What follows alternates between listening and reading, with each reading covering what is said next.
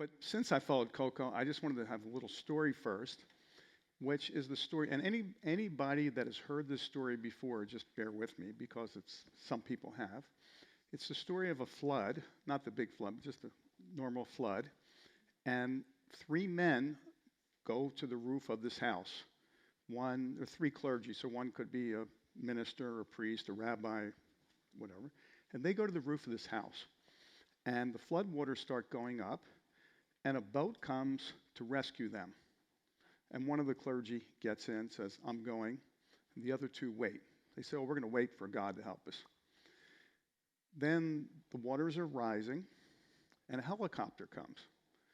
And the second clergyman is nervous, so he gets in the helicopter, and he says to the third one, aren't you coming? He said, no, I'm waiting for God to save me. Then the water's rising, and it's almost at the top, and they send the boat back one more time. And the clergyman says, I'm not getting in, I'm waiting for God to save me.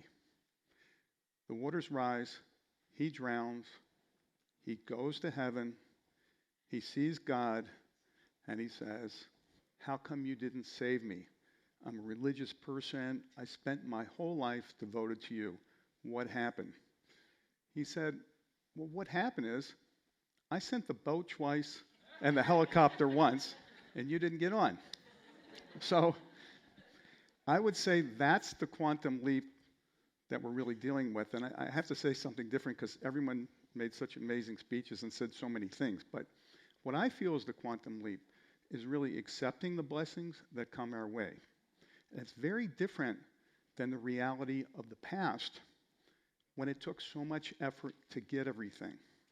And that's the way we're conditioned, to think that things take a lot of effort. So this is, for me, the really clear moment that particularly the people in this room, but the whole humanity is facing, to stop resisting. And what we see in the world is a transformation of consciousness that's creating a completely different way of life. And and the current institutions are resisting that transformation because they don't have the energy, creativity to make that transformation easily. So therefore, it's a confusing time. And one of the most confusing parts is what's going on in the built environment. And a lot of the speakers brought up points about what's going on. If you think, how can we be happy and blissful and loving if we have to worry about the quality of food, where we even step, the quality of the air, the traffic. Now they're calling traffic the big equalizer on Earth because people are dealing with it everywhere. So when we look around, there seems to be something really wrong with the built environment. Now, how many people here feel like they're too sensitive for the world they live in, the city or place they live in? Okay, almost everybody. We got a few strong ones in the front. I don't know if they're strong or what, because the modern world, I don't want to say anything, the modern world has desensitized people. Okay, so we're not sure what it is, but they look good. Anyhow, so the modern world tells us that being separate is fine. But this illusion of separateness is what's caused this wave of loneliness that's really a plague. And for those of you that have any familiarity with the commercial real estate world or just your daily life, you see it, is that in the last 30 or 40 years, we have this economic model that separates all the different uses. So we have a shopping center here, a hospital here, a school over here, and that suburban world has turned everyone into driving around and wasting a lot of time. Now, about 30 years ago, I learned to be a TM teacher. I have to make a confession because it seems like everyone else confesses about something. So I learned to be a TM teacher like 40 years ago, but about 30 years ago, Maharishi Mahesh Yogi, who brought Transcendental Meditation and Ayurveda to the West originally, asked a group of us to come over because he wanted to talk about real estate and the environment, which was unusual because his whole career was about things like meditation, Ayurveda, Gandharva Veda music, etc. So I was like, really? Okay. So we had 2 weeks of meetings, and in those meetings, he explained things 30 years ago that are only coming true now.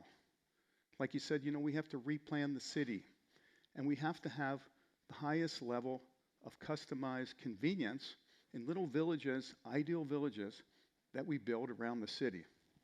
And I kept thinking, why do we have to have the highest level of customized convenience? That sounds like a convenience store or something.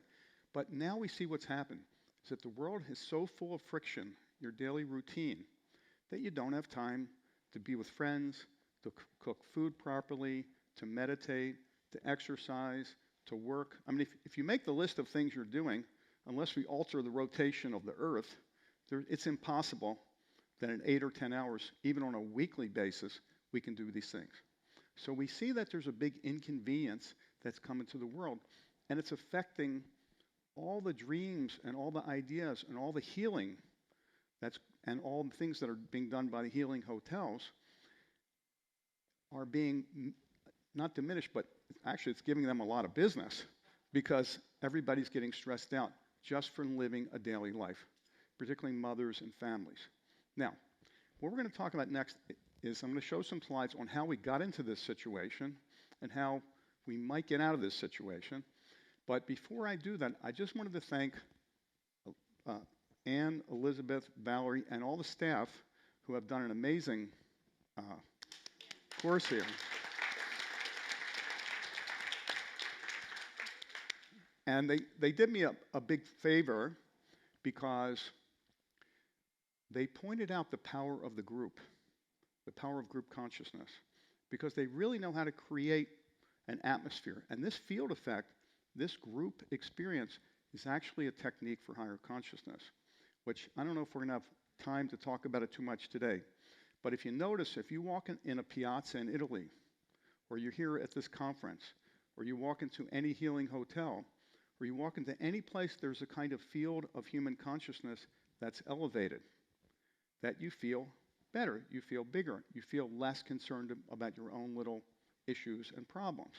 So it's this is part of the transformation from individual consciousness to cosmic intention, we could call it, or being part of a larger group. And that's what I'm going to talk about with the built environment. Let me do a few slides because I know we don't have too much time, and I have to speak very slowly. Okay, this is what about 70 years ago, the car manufacturers thought the world was going to turn into. Now, we got close with New York, but this is what they thought. Now, the reason I bring this up is because a lot of people are nervous about what tech is going to do. Tech's not doing anything. Tech is a sideshow to the human experience. And as I think Adam pointed out, in order to create a machine that's a human being, you'd have to create a human being. We have intelligence, creativity, the ability to love, and many things that technology will never do. And I'm going to give you the proof in a minute here. This is Silicon Valley. It's a big mess. Now, these are supposed to be, well, they are the most creative tech people on Earth. And they own half the Earth. But they can't organize their neighborhood. Okay? It's a big mess. It's full of traffic, pollution, houses that cost too much. And now the startups are leaving to go somewhere else. So this is my favorite thing. I'm in Washington, D.C., and this is one of the biggest real estate companies in the United States. And they have a sign on their plaza. Why would you come to this plaza? And I was the only person in the plaza. And I'm thinking, you really think that? Now, we know these are supposedly sophisticated people. They need to visit the Ponte Vecchio in Italy and see how you get people somewhere. And of course, they would say, well, that was built 500 years ago. But we can reproduce reality, that reality. And I'm going to, now this is an interesting example. This is Murano, Italy, which not M-U-R-A-N-O, it's M-E-R-A-N-O. It's in the Italian Alps. And this is one of the places on Earth where they have the least level of social problems. And a lot of people go there to study what they do. I could tell you a 15-minute story, but I'll give it to you in 5 seconds. This place is different because of the intensity of community life here. Prevents problems. They have clean air, clean water, food, perfect environment, but that's not what does it. It's this intensity of community. And another time, I'll give the whole story because there's real evidence by various events that have happened there that really illustrate this principle. So it's just a really ideal village, and it's very beautiful also. Now, this is a funny thing. It took centuries to develop the violin. And we know that a violin has a certain shape, and it has a certain resonance. Well, it's the same with buildings. They also have a resonance. You know, when you walk into certain buildings, you feel like you want to stay, others you want to leave. You walk in different cities, you feel something. You feel some underlying feeling, but nobody talks about it. That's just New York, that's LA, that's London, that's Singapore. The architects and planners really don't know how to recreate that experience. We know it's a combination of nature, people, but the big element is the buildings and how they interrelate. And I'm going to talk about that in a minute. But it took a long time to figure out which S sound made the best sound that resonates with the human physiology. And it's the same in what happened was about 5 years ago, I don't know if people heard this, about 5 years ago, they discovered with modern technology how to reproduce the sound of a Stradivarius, which everyone believes was impossible. So all of a sudden, science figured out something that was really thought to be a very mysterious reality, how these violins from 500 years ago had such a subtle, beautiful sound. This is a little town outside of Zurich that they built. It's a 7-minute high-speed train ride from downtown Zurich. And a lot of people commute with their bike to the train, from the train downtown. And this is a clue for anybody that's doing a healing hotel or wants to do a wellness village, that the best location and the coming location is a high-speed train ride or some rare place where there's no traffic, away from the city center, where you can set an example of what a garden village should be, rather than trying to transform the city, which from the standpoint of wellness has some serious issues. This is a town, a little example of that in Rendlesham, England, and this is using this Vastu architecture, which I'm going to mention, which is, if you look at the layers, if we think of developing consciousness as like building a building, you have the foundation, which is meditation, which gives you pure consciousness, that sense of self. We have Ayurveda for the body. And for the buildings, we have this Vastu architecture, which is from South India. Maharishi, the same man who brought TM, spent many years working on this. And generally, you have the buildings facing east. You have certain proportions, and you have a certain direction according to the transit of the sun. You're also take into account rivers, lakes, the slope of the land, etc. And the total effect of these things, when done properly and in totality, is an amazing atmosphere that's very noticeable, and people don't want to leave. So it's called Vastu architecture or Sthapatya-Veda, and it means the science of establishment. And why that's coming up now is because there's so much activity now and so much dynamism, we could call it dynamism, in the world at large. That's why things are spinning out of control. It might look like the president or this person or that person, but it's really this overactivity which is exhausting people, and so much emphasis for the first time in history on the outer value.